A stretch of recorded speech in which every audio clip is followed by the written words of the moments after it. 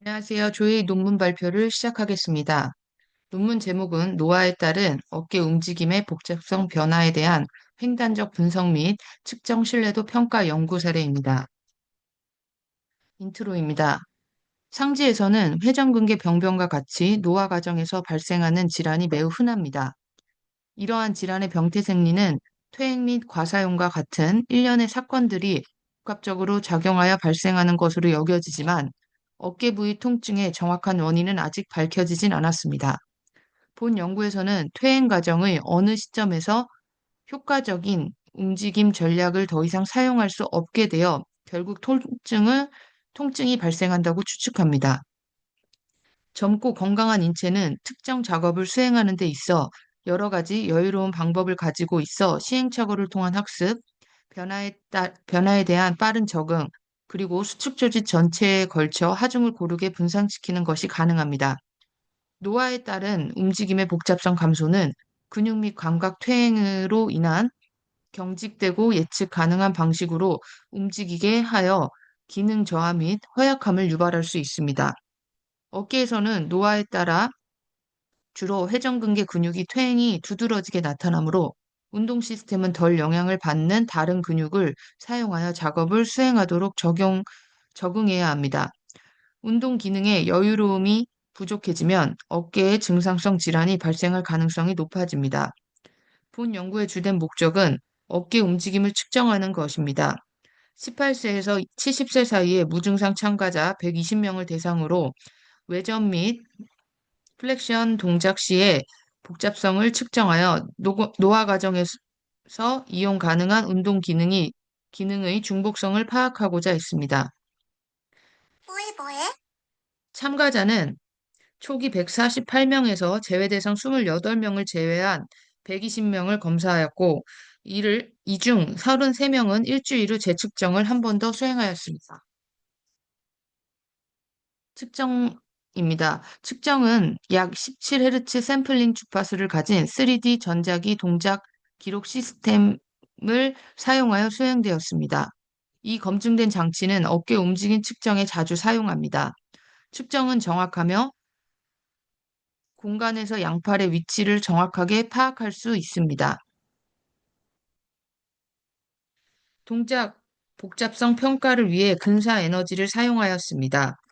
APEN 값은 광범위한 병리학에 사용되어 왔으며 시스템이 예측적이고 정형화된 방식으로 작동하는지 아니면 여러 자유도를 사용하여 더 혼란스럽고 역동적인 방식으로 작동하는지를 설명하였습니다.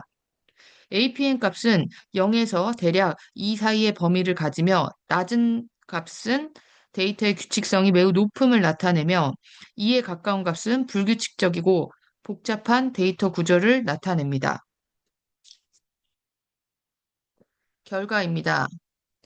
본 연구는 나이에 따라 어깨 움직임의 복잡성이 어떻게 변화하는지를 분석하였습니다. 연령대별로 분석한 결과 팔을 옆으로 드는 에비덕션에서는 나이가 많을수록 APEN 값이 유의하게 낮아지는 경향이 나타났습니다. 18세에서 31세 그룹은 APEN 값이 1.01이었고 59세에서 7세 그룹은 0.84로 감소하였으며 나이 1세 증가당 약 0.003의 감소가 관찰되었습니다. 이는 나이가 들수록 어깨 움직임이 더 규칙적이고 획일화되는 경향이 있습니다. 반면 팔을 앞으로 드는 플렉션 동작에서는 나이에 따라 APEN 값이 크게 변화하지 않았고 통계적으로도 유의미하지 않았습니다. 또한 참가자 중 33명은 약 일주일 간격으로 같은 동작을 반복 수행했으며 이때 측정값 일치도를 분석한 결과 APEN 값의 신뢰도는 두 측정 간 동작 시간의 차이에 크게 영향을 받는 것으로 나타났습니다.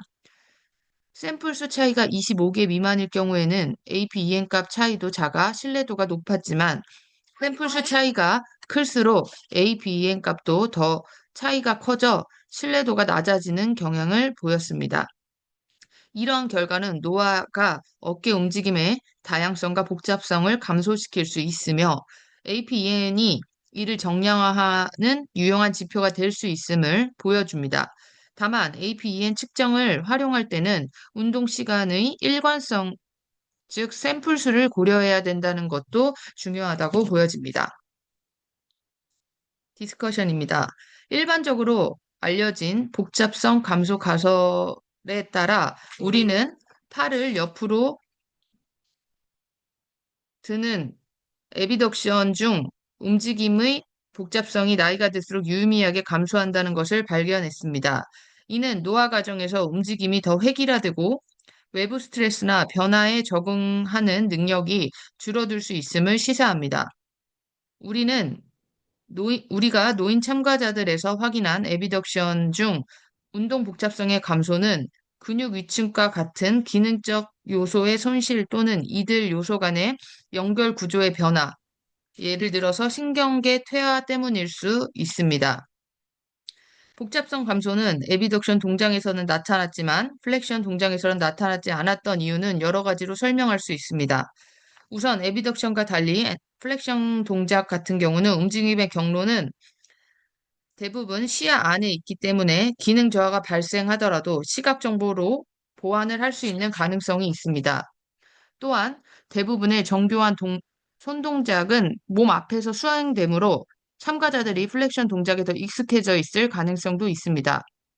결과적으로 이처럼 덜 복잡한 과제에서는 젊은 사람과 노인의 움직임의 복잡성이 비슷하게 나타날 수 있고 노화에 따른 변화를 분명히 감지하려면 더 도전적인 복잡한 과제가 필요할 수도 있다고 보여집니다.